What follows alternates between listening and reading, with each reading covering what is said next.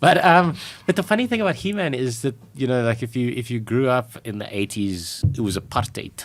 Apartheid in South Africa, and the government had all these kind of strange rules. And I remember I was driving to school.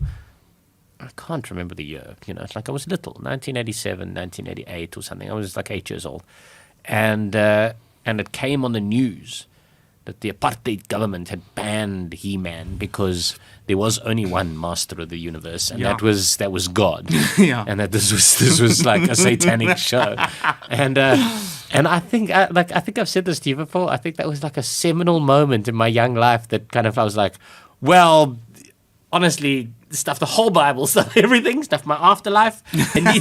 I need to bring back He-Man. I was very angry. I was very upset about it. I remember that day as well in primary school, and then I was a bit shocked. And I understand the Masters of the Universe thing, but then when we got to school and we were discussing it, and then some girls were saying, yes, and it's also because he goes, by the power of Grayskull, I have the power, and you shouldn't have any power except the power of the Lord. By the the power. Right. Remember Exorcist? By the power of Christ compels you. The power of Christ. Yeah. So only by the power of Christ is the only power you should have, not the power of Grayskull. Oh wow. Okay. By the power of Grayskull. I mean, you've added deep levels of extra scarring to my trauma. Thank you, Ryan. I appreciate that.